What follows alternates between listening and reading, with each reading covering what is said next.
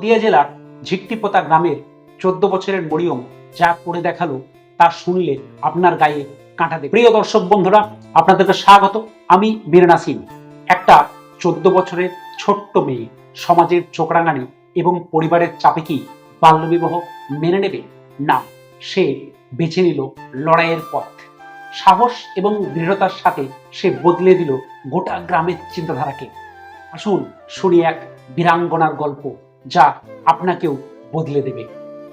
নদিয়া জেলার ঝিট্টিপোতা গ্রামের 14 বছরের মরিয়ম যা করে দেখালো তা শুনলে আপনার গায়ে কাঁটা দেবে।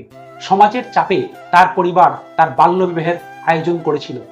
সমাজের চোখরাঙানি এবং পরিবারের চাপকে অগ্রাহ্য করে সে নিজের অধিকারের জন্য লড়াই করেছিল এবং একাই সাহস এবং দৃঢ়তার সাথে বদলে দিয়েছিল গোটা গ্রামের চিন্তাধারাকে। এবং সে প্রমাণ করে দিয়েছিল সাহস থাকলে অসম্ভব সম্ভব।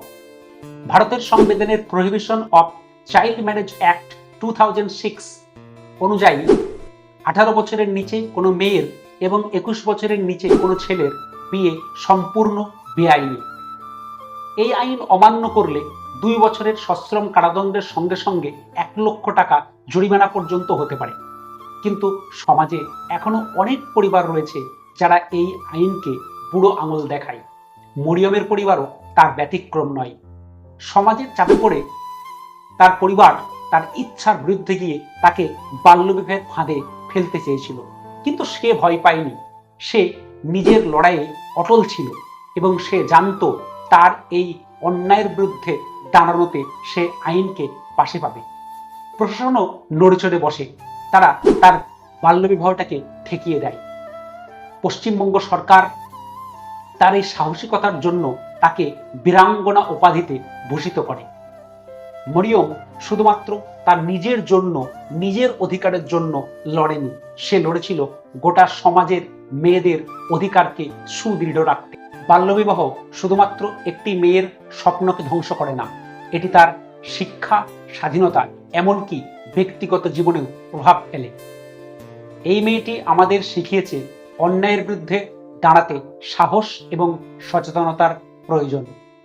একজনের সাহসী সমাজে আলো ছড়ানোর জন্য যথেষ্ট। বীরাঙ্গনা মেয়েটি দেখিয়েছে ছোট উদ্যোগের মধ্যে দিয়েও বড় পরিবর্তন আনা সম্ভব।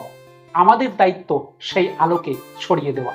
আপনার কি মনে হয় আমরা সবাই মিলে এই সামাজিক কুপ্রথাকে বন্ধ করতে পারি? এই সাহসী মেয়েটির গল্প সমাজের প্রত্যেকটি ঘরে যেন পৌঁছে যায়। ভিডিওটি শেয়ার করুন এবং কমেন্টে জানান আপনি কিভাবে এই লড়াইয়ে অংশ নেবেন। চ্যানেলটিকে সাবস্ক্রাইব করবেন যাতে আরও সচেতনতামূলক এবং অনুপ্রেরণামূলক ভিডিও পেতে পারেন। সকলে ভালো থাকুন, সুস্থ থাকুন, দেখতে থাকুন, শিখতে থাকুন। জয় হিন্দ।